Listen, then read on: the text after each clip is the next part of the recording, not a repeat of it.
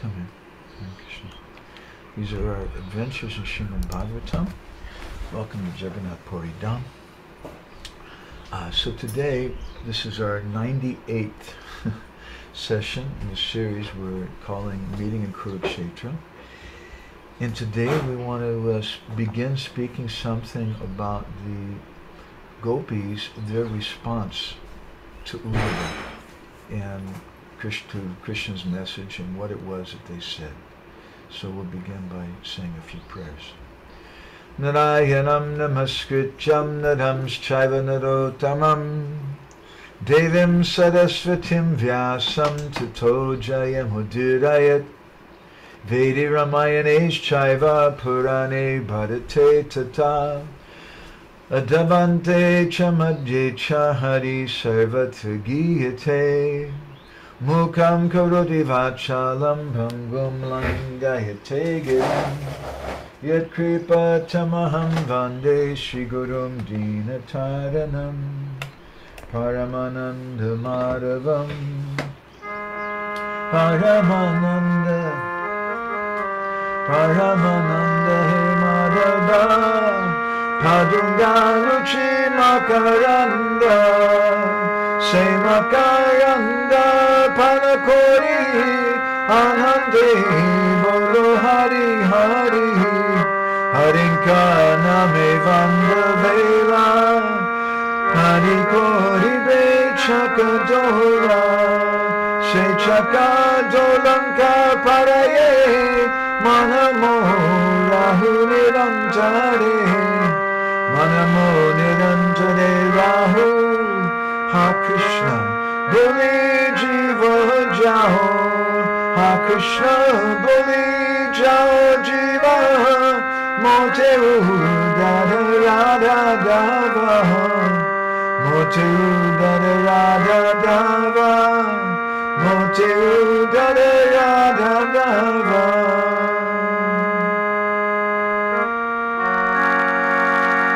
Om Namo Bhagavate Vasudevaya Om Namo Bhagavate Vasudevaya Om Namo Bhagavate Vasudevaya. So good morning, dear devotees from Sri Jagannath Puri Dham.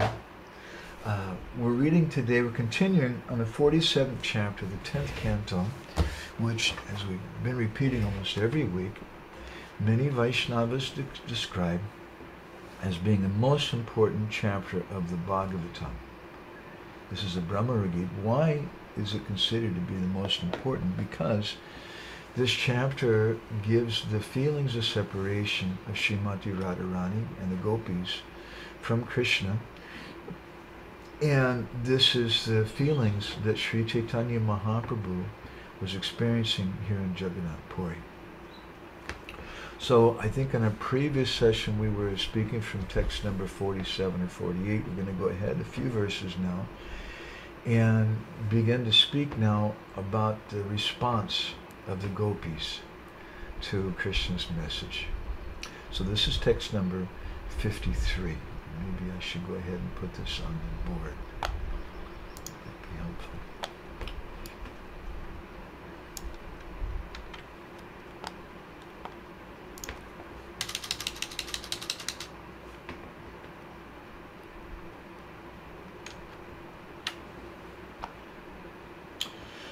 Goragraganya gana gota goloruharam Goranga gudatama gopyata kopa briksham Gopala gada ratidam yati singha gora govinda deshikavaram satatam namami.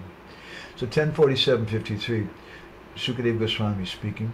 Tatastha Krishna sandeshaya vyapeta viraha jaraha Uddhavam bhujayam chakrur gyatvatman udhoksajam. Sukadeva Goswami continued. Lord Krishna's messages, having relieved their fever of separation, the Gopis then worshipped Uddhava, recognizing him as none different from their Lord Krishna. So I want to share with you today some things from some of our Acharya Vani, from Srila Jiva Goswami's Laghu Vaishnava Toshini, and also from Srila Sanatana Goswami's commentary and the Brihad Vaishnava Toshini of Srila Sanatana Goswami. This verse seems very contradictory in some ways. So it's being described here that the Krishna Sandesh, the messages from Krishna, Vyapekta Viraha Jvaraha, they alleviated, they removed, Vyapekta, the Jvara, Viraha Jvara, or the fever of separation that the Gopis were experiencing. And then Uddhavam Pujayam Chakra, they began to worship Uddhava, Gyatva Atmanam Adhoksajam, recognizing him as non-different from Krishna, who they address here as Adhoksajam, as God. This is our first confusion here, perhaps. Why is it the Gopis don't see Krishna as God? The Gopis see Krishna as their dearly beloved. Sometimes our acharyas have described, Vishwanath Chakravarti Thakur says in one place, that sometimes some conception arises of Krishna's divinity, and they remember something. And Vishwanath Chakravarti Thakur gives an example, which my Guru Maharaj cited, that just like you get some milk in a village, and in the village they're carrying the milk on a bicycle in some way, and they put some straw on top of the pot of milk to keep the milk from coming out. And so when they give you the milk, there's little bits of straw in the milk. You don't find that if you shop at the supermarket in America. So when you, in the village, when you boil that milk, then some of the pieces of straw come to the top and then they disappear, they come up, they go down. So in the same way, sometimes the Gopis would remember, they would realize Krishna's divinity, other times they would not realize it. So Sridhar Swami, he describes that the words Gyat Atmanam Adhoksajam, in his Bhavarta Deepika commentary in this verse, he says that it also indicates that the Atman means the self, that the Gopis recognize Krishna to be the very soul of their lives and spiritually one with them. So previously the Gopis had given respect to Uddhava, and even they'd worshipped Uddhava as being Krishna's representative. But Jiva Goswami says their worship of Uddhava was faulty because they were lamenting. Their minds were completely absorbed in their grief. But now they began to worship him properly. Now, as we discussed in some previous sessions repeatedly, in the 46th chapter of the 10th canto, when Krishna told Uddhava to go, he said, Gachotava Brajam Somya, Gachotava Brajam, Chalo, you go to Braj, my dear Somya, my dear gentle Uddhava. And when you go there, Gopinam Viniyogadim, you speak something to the Gopis who are feeling separation from me. And Mat Sandeshaya Vimochaya. Vimocha comes from the same root as Mukti, Vimochaya, to relieve them, to take away their anxiety. And he uses the word Sandeshaya, which is plural in Sanskrit. And Vishwanath Chakravarti Thakur explains that it's one message that he gave, but he's telling Uddhava, you may have to repeat it over and over again. And the Gopis are understanding it in different ways, over and over again. So we'd like to express 4 or 5 different ways, where I just express one meaning. The Sridhar Swami is saying that the Gopis are recognizing that Krishna is the very soul of their lives and spiritually one with them. And Jiva Goswami, in his Laghu Vaishnava Toshini, he gives a number of different meanings. The first meaning is that the Gopis understood, that Krishna is actually God. The word adhoksajam means Krishna. The etymological meaning of the word is that it means the owner of the senses. So the gopis, they're having this, initially, this philosophical understanding, and they're becoming something peaceful, that Krishna's telling us through Uddhava, that Krishna's Adhokshuddha, he's Paramatma, that he's the Atma of all beings, Sarvatmana. So, previously, in verse 29, Krishna used that word Sarvatmana to refer to himself. But figuratively, that sounds really impersonal. I am the soul of all souls. And this is a great mystery. Why Krishna is sending a message to the gopis, the greatest devotees, who are experiencing the topmost ecstasy of love of God and separation. And Krishna's sending him a message saying that I'm one with everyone. I'm everywhere. You should understand I'm always with you. You should meditate on me as a super soul. So the gopis, we've been hearing some of their response, but now they're replying back to Uddhava. We're hearing their feelings now. And we're hearing the progression of the gopis' understanding. And so first of all, they're understanding that this is something impersonal, that Krishna is everywhere.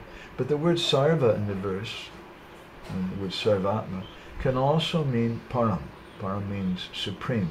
So it can refer then to the supreme form, which is propounded by those persons who worship Krishna as being a chintya shakti, or inconceivably potent. Right?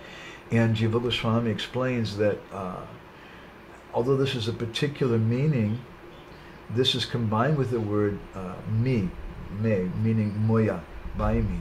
Thus, it's specifically referring to Krishna, according to the context.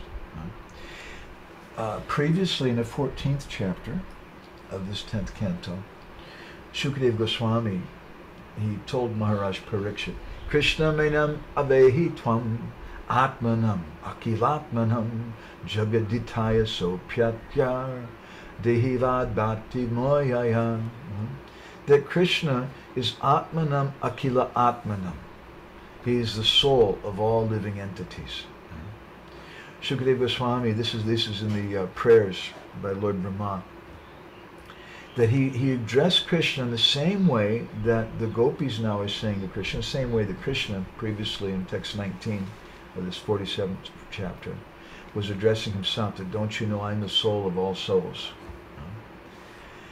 So what is the meaning? Why is it repeatedly Krishna being spoken about like that? It has a number of meanings. And Jiva Goswami, in his Gaudiya Vaishnava commentary on that previous verse in the 14th chapter of Lord Brahma's teachings, he cites a verse from the Uddhava Parva, the Mahabharata.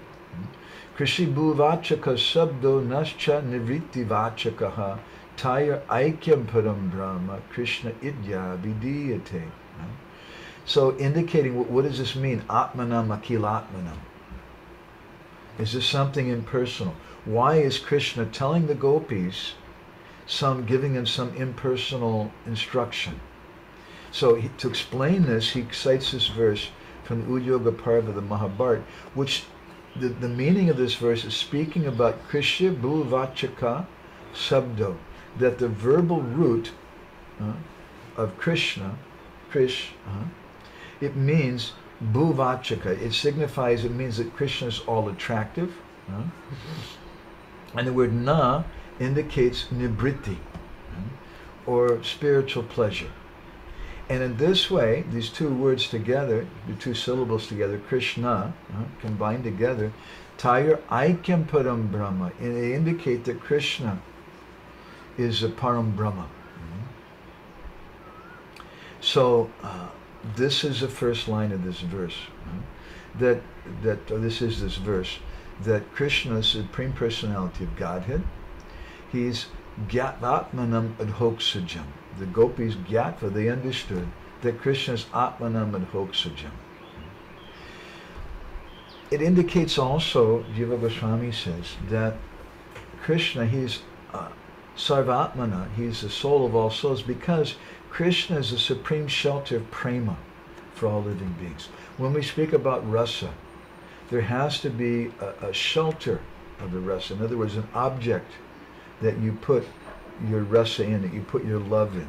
And Krishna is the supreme shelter of rasa. The form of Krishna is the supreme object of prema. That's his intrinsic nature. Right?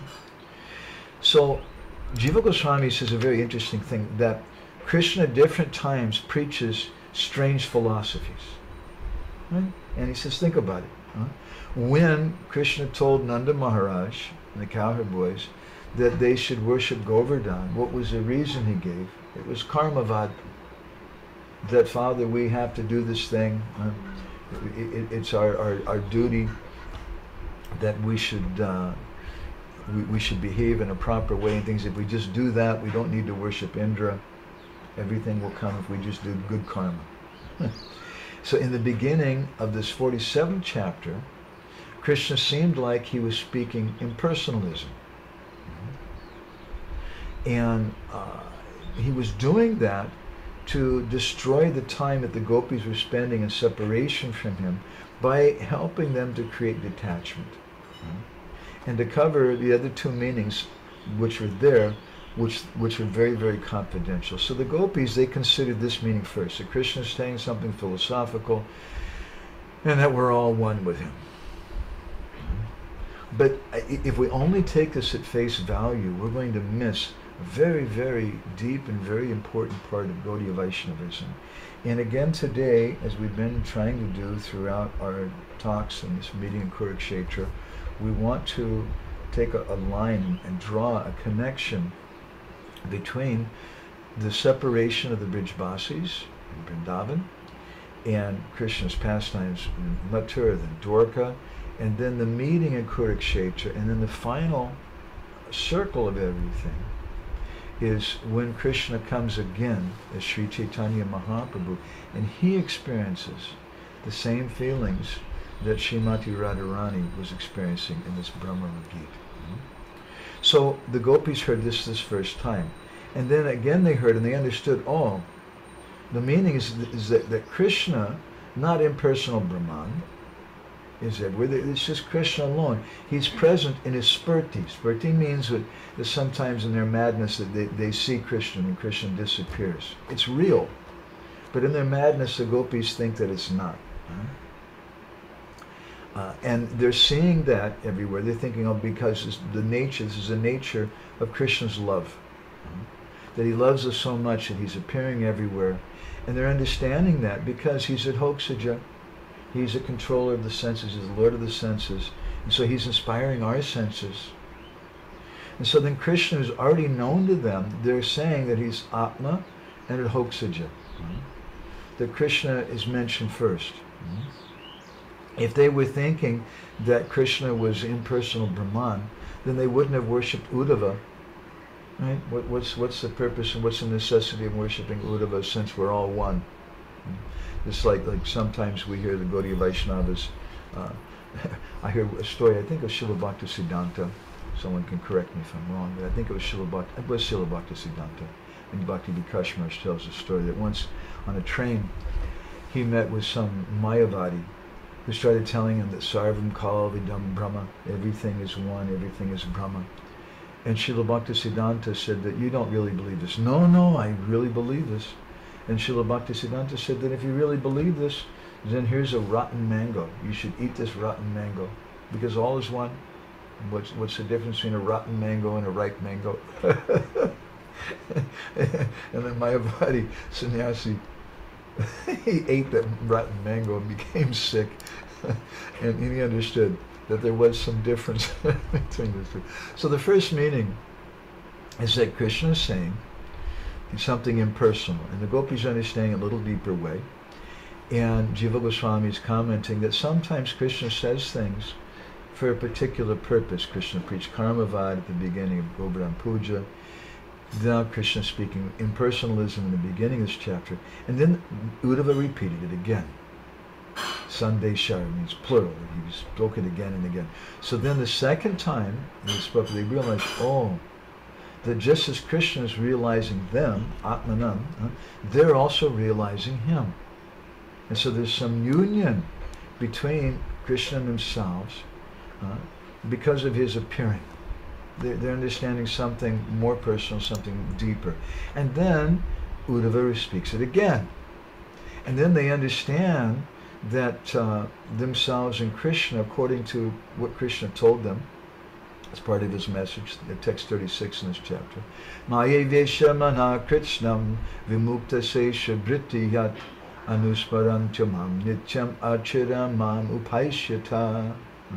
Krishna told the gopis that because your Maya Avesha Manaha, your minds are completely absorbed in me, Anusmayanti Mam Nityam, you're constantly meditating on me, then very soon, Achara Mam Upaishyata, very soon you're going to have me in your presence.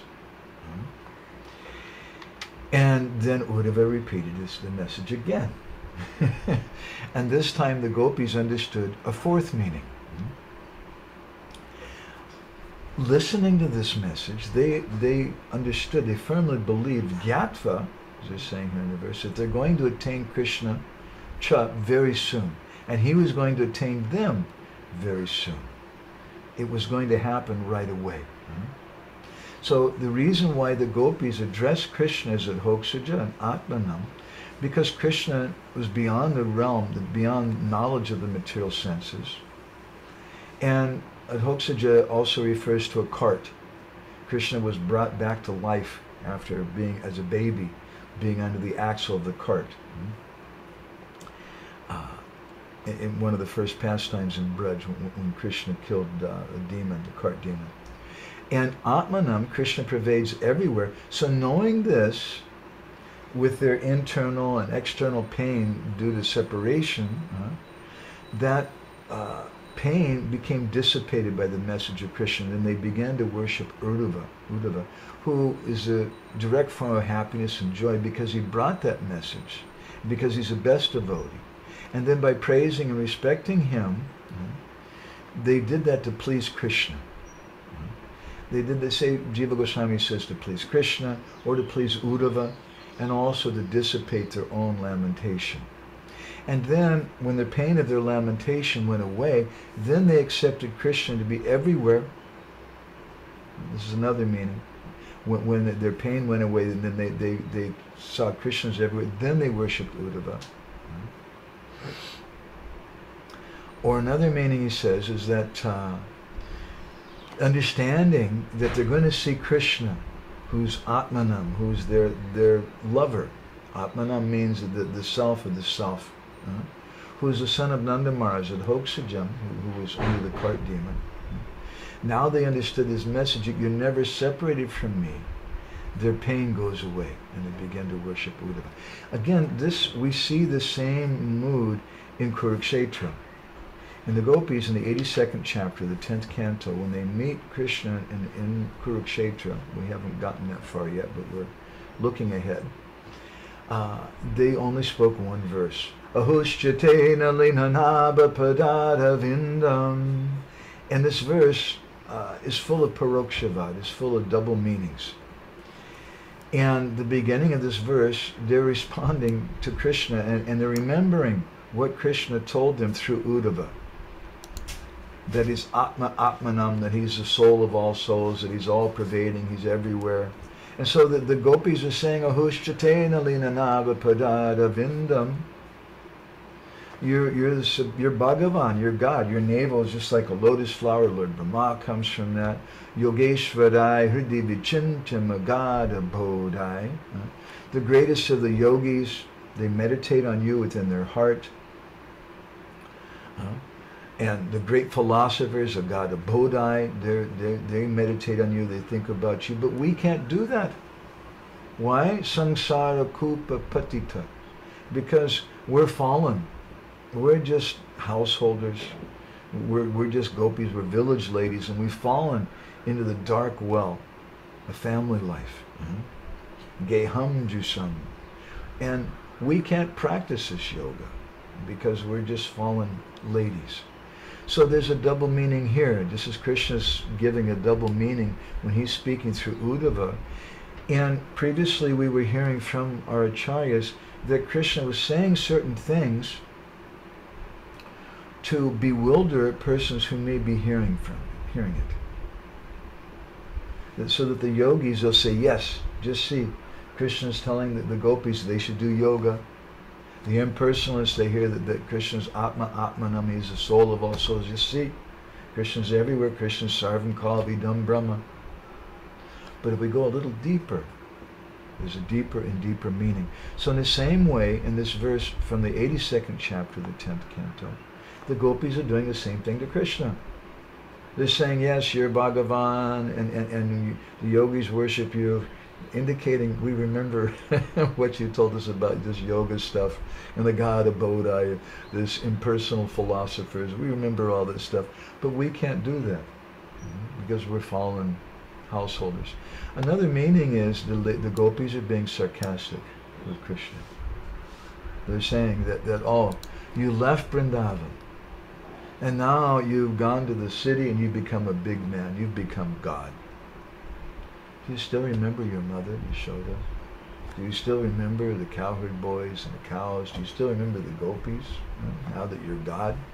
And you're sending this Uddhava fellow to us and telling us that we should practice yoga, that we should meditate on you like a god of Bodhi, like these very learned philosophers who have their Buddhi is a god of Buddhi. It's very, very high, very elevated persons. But we can't do that.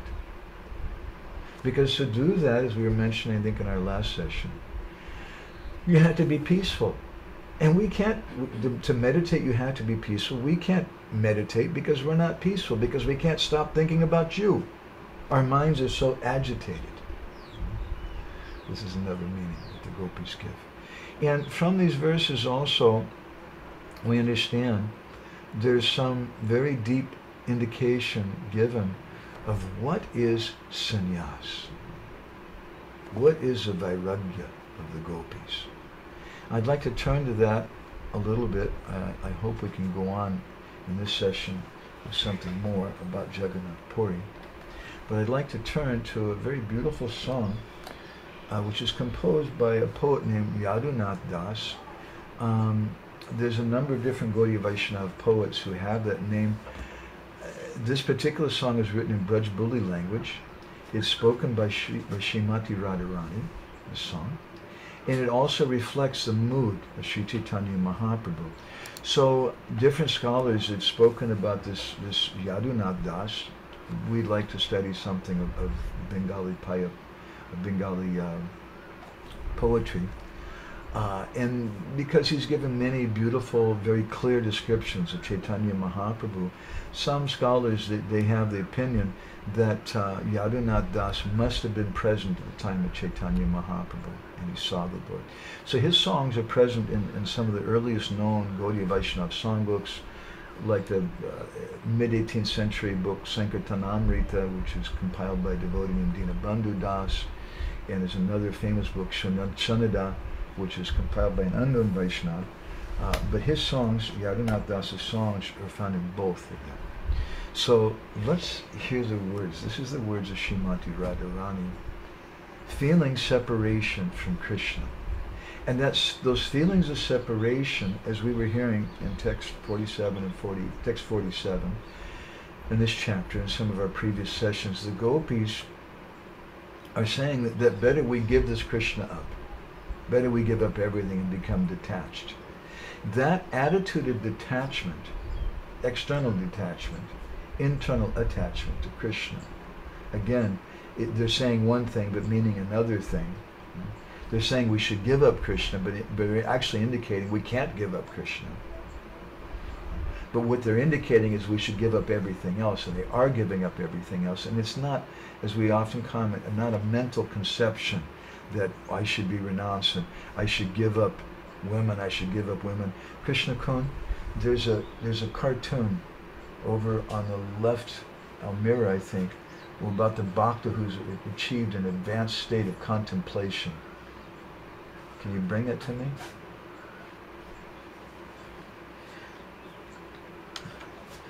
This is a cartoon done by my friend Guru Nishta Prabhu. I don't know if devotees can see that or not. But it's a bhakta who's achieved a very advanced level of contemplation. instead of just contemplation, contemplation. And the bhakta, he's saying, I despise the world, I despise Maya, I despise weakness, I despise lust, I despise women, I despise speculation. When new bhakta suddenly reaches an advanced stage of contemplation. So that's not sannyas. Our sannyas in our Gaudiya Vaishnava line is not the same as a sannyas in the line of Sripad Shankaracharya. It's not impersonal sannyas. It's not just something that you do when you're 50 years old because you should give up family life, because family life is really Maya. And you should wear this orange cloth and you should go and preach and like that. Externally it looks like that, but our sannyas is something internal. Our sannyas stems from this 47th chapter, the 10th canto, from this Bhramara-gita. It stems from Krishna's leaving Vrindavan and putting the gopis into an ocean of separation. So these are the words Yadinath Das, he explains what Srimati Radharani spoke, how she felt in her madness, her unmadana, it's called unmadana, divine madness, divyonmada, that she felt in separation from Krishna. Ganje Ganjo Kaguru Jananatahina Daraya Chadu Chadu Kanijapati Upadai. He said that, Radharani said that let it happen, let my Guru Janas, let my superiors chastise me. I don't mind. Let my husband, my Nijapati, my husband, let him divorce me if he wants. Very good. Upada Edai. Then there'll be so much trouble avoided. This is her renunciation. Bole baluka padara lokitahi nahi dar na baluka naga kuka da na jabetar ghar. Hare Krishna, Krishna Krishna, Hare Hare, Hare Ram, Ram Ram.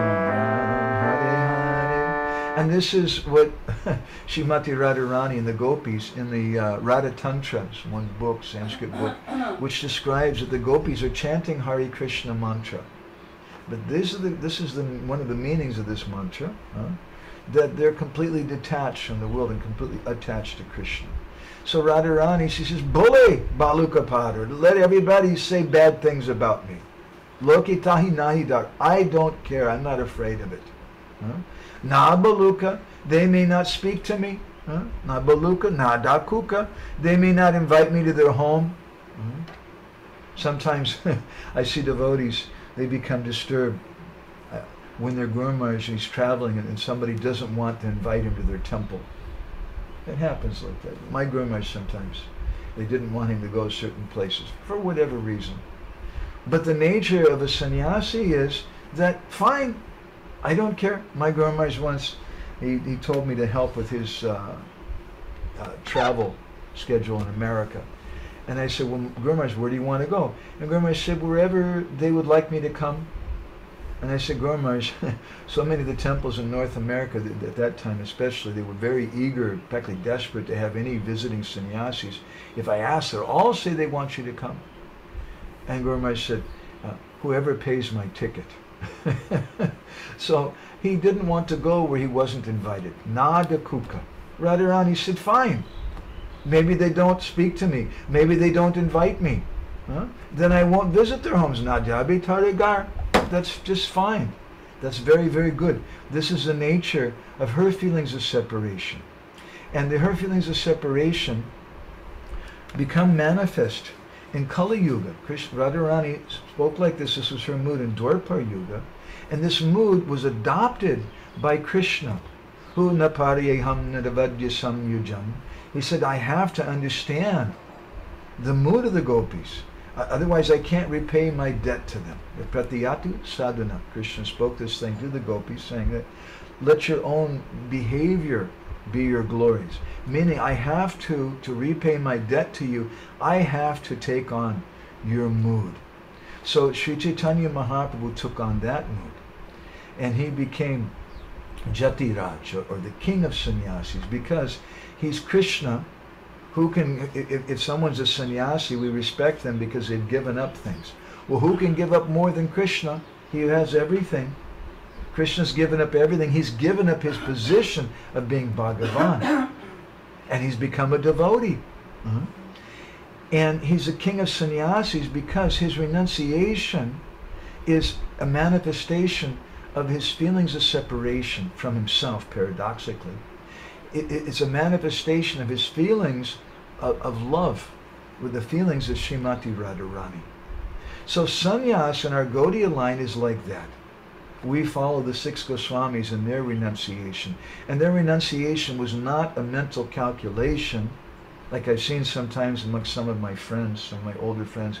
You know, Madhavananda, when I joined, one devotee, senior devotee, told me, he said, you know, I've been a devotee now for over 10 years, and I'm thinking maybe I should take sannyas. But I'm not really sure. I was a new bhakta. I just joined the temple. This is a Prabhupada disciple. And he said, I'm not really sure, Bhakta Mark, that was my name then. Bhakta Mark, I'm not really sure. Either I should take sannyas, or maybe I should leave the temple and go live with my father. He's offering me a job painting houses. And I remember I was a new bhakta. And I'm looking at this fellow thinking, this is crazy. What does he mean he's going to take sannyas or he's going to get a job painting houses? So another time, another occasion, one senior devotee told me, yeah, I'm getting older now. I'm not a preacher. I don't know any verses. I don't give classes or anything. But I have to think about my future and how am I going to maintain myself. So if I take sannyas, then everybody will feed me and will take care of me. That's not sannyas in Gaudiya Vaishnavism. That's not the renunciation of the Gopis. It's not some forced attitude like we hear about the new bhakta who achieved a very advanced state of contemplation. I hate women, I hate this, I hate that. That's not renunciation in Gaudiya Vaishnavism. So let's go on with Yadunath Das's description of the internal mood of Srimati Radharani in her renunciation. Dharma karama joka tahi nadarai manira burami pache bhangare harai. Radharani, she says, Dharma karma, my dharma karma, my religious duties may not be done. Joka tahi nadarai. But I don't care. Manira bharami, my only concern is that my mind, which is wandering here and there, manira bharami, pachi bhandare harai, that I don't lose my lover, my beloved Sham Sundar, because of the waywardness of my mind. So in other words, it's not that I'm giving up the behavior of a grihastha or whatever, that means sannyasi. I'm not just giving those things up. I don't care if they're done or not done. I'm not taking sannyas because it's a 4th order and you're supposed to do that at the age of 50 and whatever. I don't care about that. And I don't even care about traveling here and there because that's the duty, that's the dharma of a sannyasi. My only concern is that I don't lose my pranavallabha, Sham Sundar Krishna. And then Radharani, speaking about this mood of being a sannyasi, she says, Kalamani kiramala ganti niba gale Kamuguna yasha ami puri bakundale.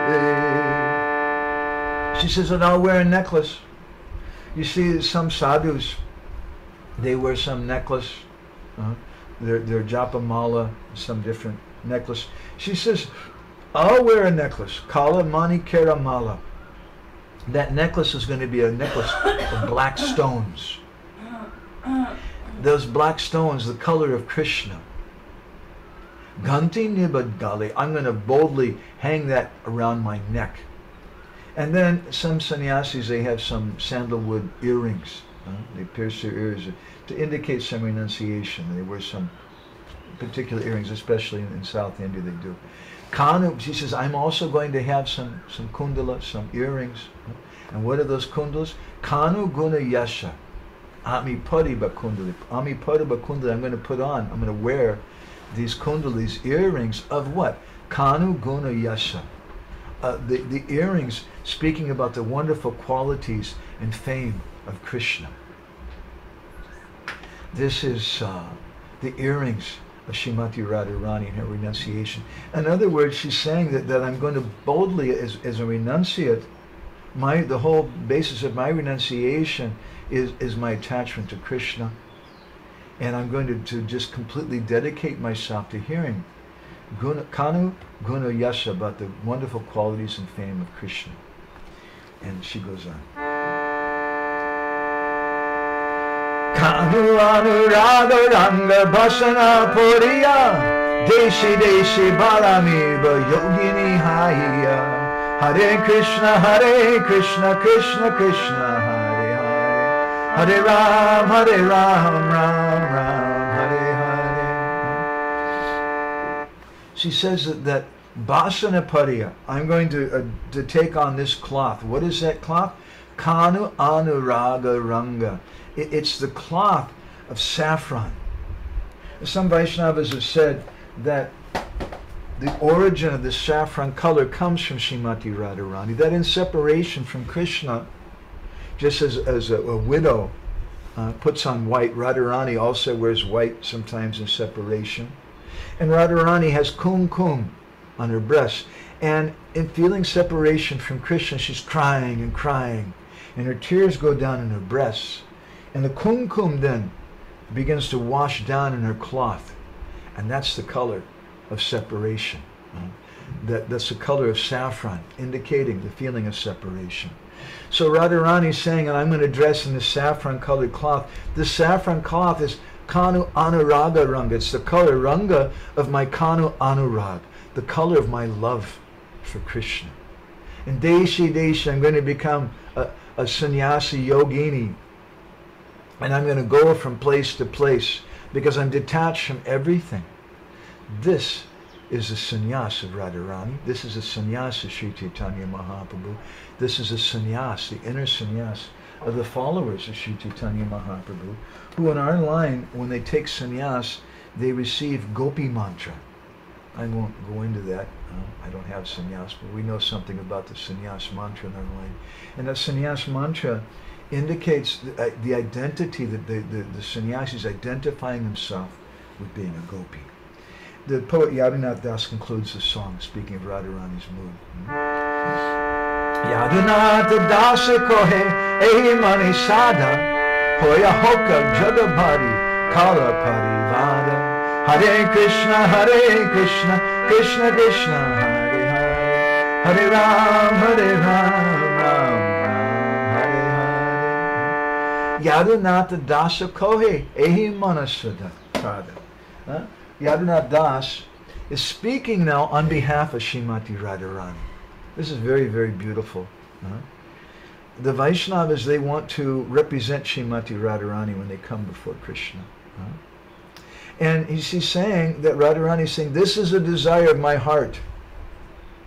And of Jagabhari Kala Parivad, if everybody in the whole world criticizes me because of my relationship with Krishna, then let it be so. Now, this has a deep purport to it. Previously, Srimati Radharani and the Gopis, they would hide their feelings for Krishna. For example, in the famous verse were spoken by Radharani, according to Raghunath Das Goswami, it says that Radhika Vakta Chandrak, that this verse came from the mouth of Radharani. In the 10th canto, they say, Hantaya Madhara Bala Haridasa Varyo Yad Rama Krishna Charanas Padasa Pramoda, where the Gopis, or Srimati Radharani, is speaking about Giriraj Govardhan. And they say, Yad Rama Krishna Charana Spadasa Pramoda, that the Giriraj Spadasa Pramoda, he becomes ecstatic Pramoda by the sparsha, by the touch of Krishna and Balaram's feet. So Vishwanath Chakravarti Thakur, in his commentary, he says, why do the Gopis, who are akantic, one-pointed in their love for Krishna, why are they mentioning Balaram?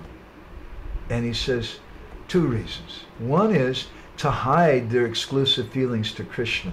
Even they're hiding their feelings with the other gopis. And the very word gopi comes from the same bij dhatu, or root word, as gupta, or to hide. Gopi literally means someone who hides. And the gopis even hide their feelings from other gopis. And we see Srimati Radharani becomes very shy, even around Lalita and Vishaka, her most intimate associates, about expressing her exclusive love for Krishna. So she says, Yad Rama Krishna Charanas Padasa Pramoda. When the charana, the lotus feet of Krishna and Balaram, touch Giriraj, Spadasha Pramoda, he becomes ecstatic. So to hide that, they say. But an inner meaning is there, that Rama means Radhika Rama. It means Krishna. So the poet Yadunath Das is expressing the feelings of Radharani here, where previously Radharani was concerned about what's going to happen if Jatila and Kutila find out about what I'm doing, everybody's going to talk about me. But when those feelings of separation come, then Radharani's mood becomes what's known as Udgirna, or like a volcano coming from her heart, and it's exploding, and she just doesn't care. So let everybody speak about my relationship with Krishna. Let them all criticize me. This is the last limit of her sannyas, her renunciation. I don't care. Rupa Goswami gives a beautiful verse in his Padyavali, speaking about what is saffron cloth, what is renunciation, what is sannyas in our line, and what is not. Kasahya cha bojana diniyamano vavanevasato vyakyanat attava muni brata bharach chittodbhava kiyate kintu spita kalinda sailatanayat tiresha vikridato govinda shapadara vinda bhajana rambasha lesadapi. He says there's a problem. We have a problem here. What is the problem? The problem is that this lust is bothering us like anything. And he's addressing Cupid, or lust here, as chittodbhava. Chittodbhava, chittadbhava means the mood of the heart. And he gives a list of things. He says kasayan, kasayan na. Kasayan means wearing saffron cloth. He says, you're not chittodbhava kiyate. Kiyate means to weaken. He says, this Cupid, this lust, is not going to be weakened just because you put on saffron cloth. And then Cupid says, oh my gosh, he's wearing saffron cloth, now I can't touch him. It doesn't work like that. Cupid will just laugh. Kasayan, nacha bojanadi. So then you may think, well, I'll stop eating sweets. I'll control my senses in this way. And Cupid just laughs. Niyamana, but I'll restrain myself. I won't look at women. I won't talk to any of the Matajis. I remember the same brahmachari, when I joined, who told me who either wanted to take sannyas, or he wanted to go live with his father and get a job painting houses. I remember him standing in front of the LA temple one day, and some Mataji came up to him. She's getting ready to go out in Sankirtan. She said, Prabhuji, I'm looking for such and such devotee. Have you seen him? And he was a staunch brahmachari, this friend of mine. He wouldn't look at her, and he didn't say anything. And she said, Prabhu, I'm looking for such and such devotee.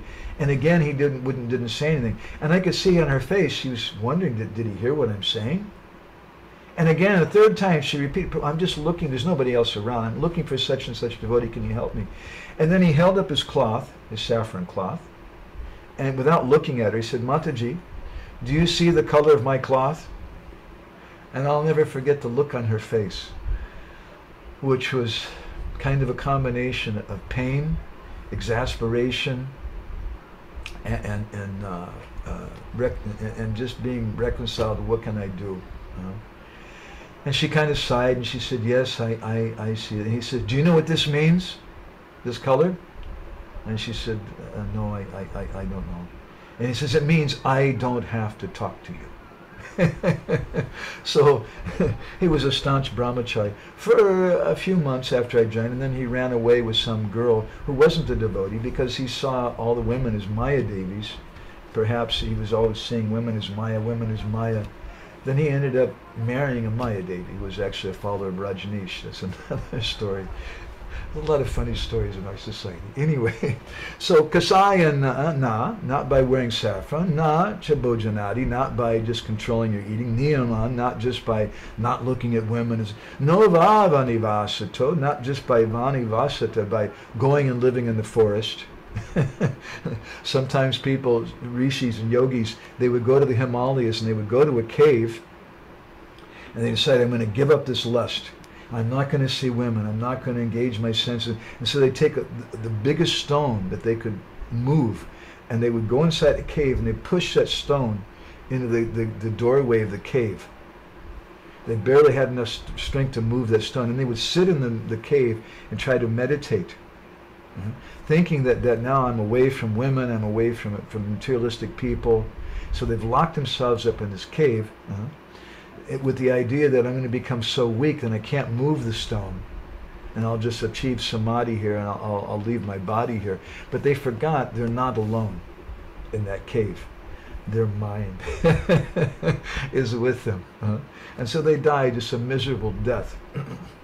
So, not by wearing saffron cloth, not by controlling your eating, not by just controlling, restraining everything, not by going to the forest, vyakyanadhatava, not even just by hearing the Shastra, by hearing Vedanta Sutra and things.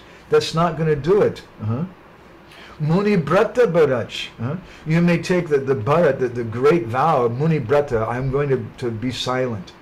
But Rupa Goswami says, Chittodbhava, that Cupid, Kiyate, he doesn't become weakened in the least. Cupid just laughs. Look what the game they're playing. They're thinking that by wearing a costume, they're going to be freed from me. Cupid is so powerful. But Rupa Goswami says, Kintu. Kintu means but. Kintu spita kalinda.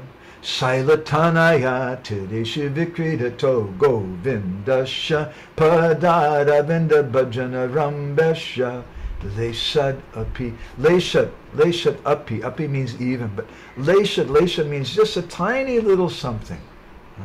Arambasha, Bhajana Rambasha. The beginning, Aramba means the beginning of something. Just the very beginning of a little bit of bhajan. Kintu, but we may have all these negative things. It's difficult to control our senses. But if we just meditate, we do bhajan, worshiping Krishna, who's Spitta Kalanda Sailatanaya Tadeshu, who's there on the bank of the Jamuna River, and Vikridito, Vikriditam Vajavadu Beridam Shavishnu. Elsewhere, the same word Vikrida is used by Sukadeva Goswami to Maharaj Parikshit. Vikridito means the playful pastimes between Krishna and the Gopis. That if you just meditate on those pastimes, then Chittodbhava, then Cupid becomes weakened. Just in the very beginning of that thing. So this is Gaudiya Vaishnavism. The Gopis here, they're expressing their realization to Uddhava, and they're expressing these different meanings, 4 or 5 different meanings of Krishna's message. And we're hearing about the renunciation of the Gopis. We should understand, I wanted to say something in this session today, what renunciation means. And it's not a state of contemplation, a state of contempt. Rather, Rupa Goswami in Bhakti Rasamrita says, he describes what renunciation should be. Ya kenapyati bhagyena jata shraddho shasevane nati sakto navairagya bhag asyam adhikaryasa. That someone is an adhikari for bhakti, for Vaidhi bhakti, he says. This is his definition for qualification for Vaidhi bhakti, not even in Rag bhakti, but Vaidhi bhakti. That person who's developed faith, jata shraddha, to save, and they have some faith in serving the Lord, and that's come, that ati bhagyena, that very good fortune has come by association with devotees. And that qualification, this adhikar for bhakti, is there, that nati sakto navairagya bhag. They're not too attached to material things, and they're not too detached from material things. Because if we become completely detached, for material things also, then we can't practice bhakti properly. Rupa Goswami then, in Bhakti Rasamrita Sindhu, he describes what is adhikar. Bhaktivinoda Thakur, where does he do? Oh, he does this in Bhajan Rahasya. He says something very interesting. He says the adhikar for doing nam bhajan, and he gives 2 verses from the 11th canto of the Bhagavatam, which speak about the devotee who can't control his senses. And Bhaktivinoda Thakur says this is the adhikar, the qualification for doing nam bhajan. Well, excuse me, not controlling my senses is my qualification. And Bhaktivinoda Thakur, we should know, he's referring to Rupa Goswami's Bhakti Rasamrita Sindhu. Rupa Goswami is explaining this verse we just spoke on, that someone has qualification for bhakti, adhikar for bhakti, who's not too attached and not too detached. And he explains it then by citing these 2 verses from 11th canto Bhagavatam. They're famous verses, very, very important. Chapter 20, it's text 27 and 28.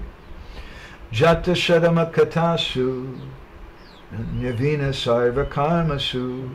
That someone, Krishna says, that Jata Shada, they developed some faith. Faith in what? Makatasu, faith in my kata. Nivina Sarva Karmasu. They know that Sarva Karmasu, that all different things, they're detached from doing different karmas. Veda Dukatmakam Kama. They know that what is the verse in the Gita? Krishna says that Yehi samsparsha jaboga dukkha yonaya evati adyanta vanta kunta yanate shiramate Buddha. They know that from the beginning, the middle, and the end, engaging in this sense gratification is just going to make me miserable. Veda dukatmakam kama. So this is their qualification. They're jata shada, they have faith in Krishna's kata. They're a little detached from material things. They understand that material things are going to cause me misery, but parityage pyanishvaraha. Ishvara means a control. Anishvara means I can't control. I can't control myself. Parityage pyanishvara. I can't give it up. I can't give up my sense gratification.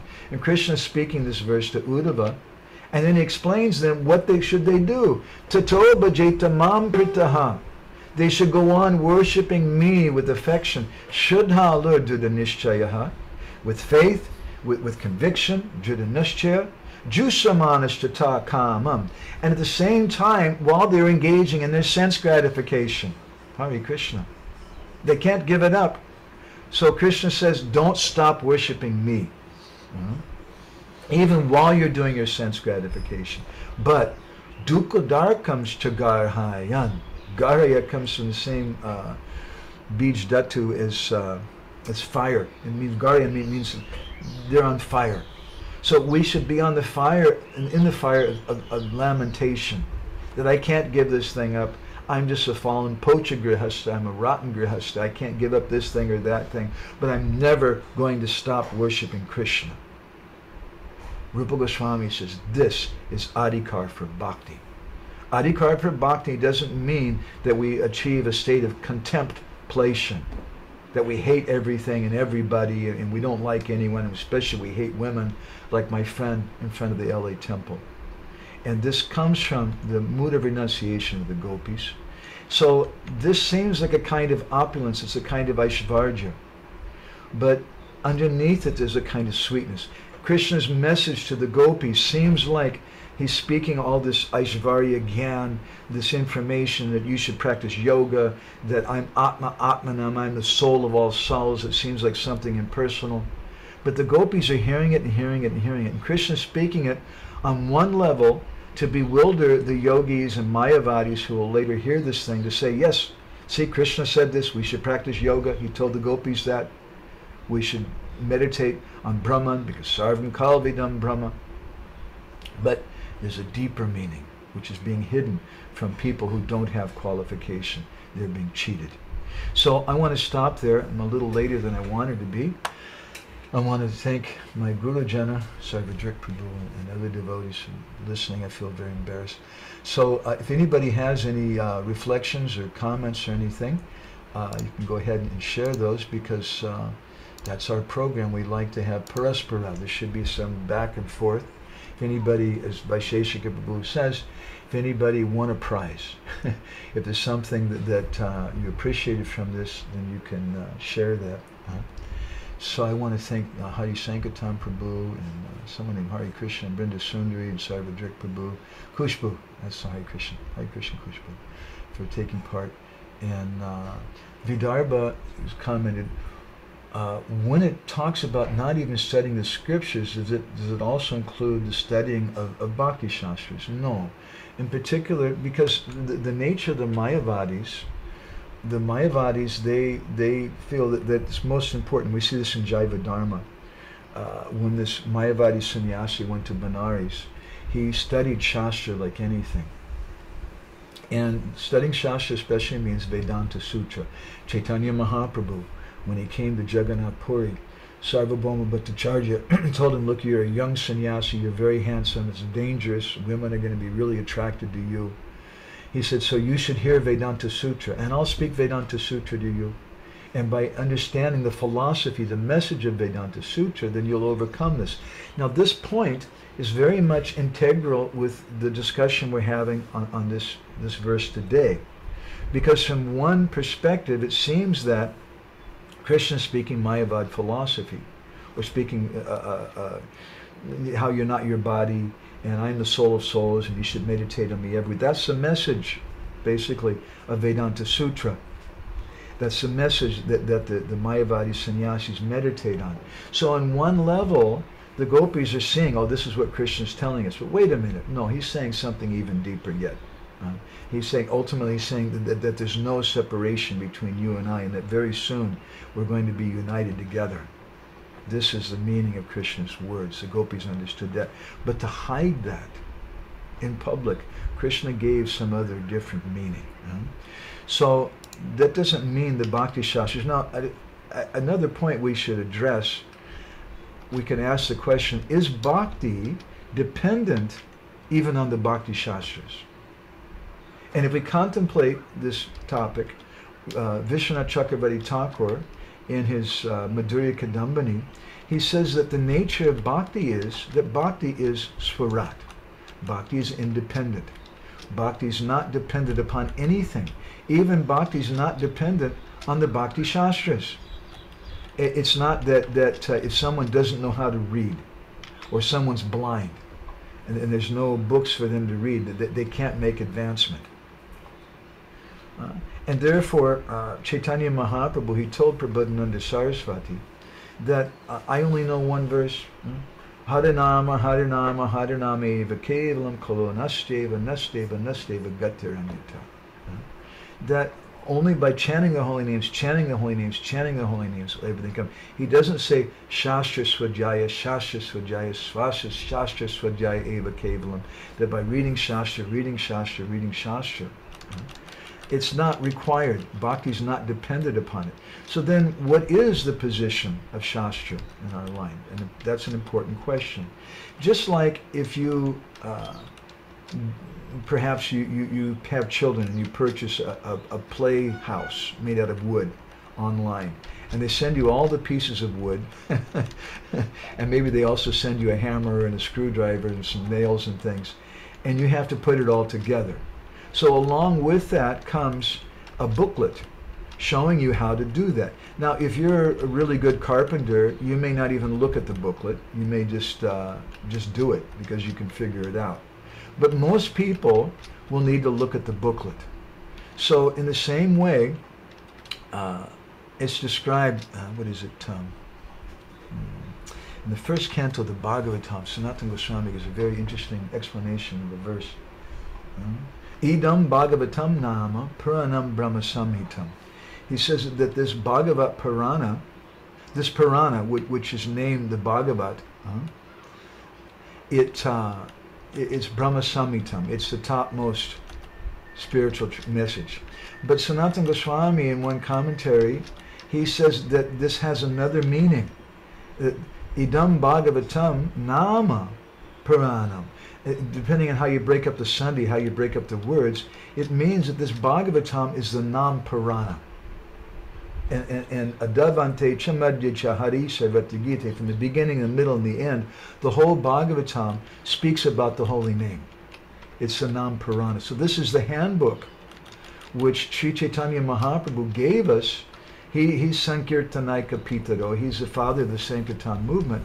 And he didn't just come and say, chant this mantra, but out of kindness, he also gave us a handbook to understand that mantra. And that handbook is Srimad Bhagavatam, and our bhakti literatures coming in the line of the Srimad Bhagavatam. So I hope that answers your question. That yes, well, we do have these bhakti literatures, and they have this purpose. Sarvajit Prabhu comments, he says, Srila Prabhupada gave a nice example.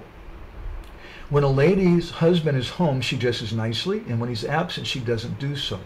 So on one side, Bhog, and the other side, Chag, but her husband is the center. Same with our relationship with the Lord. That's very beautiful. Thank you.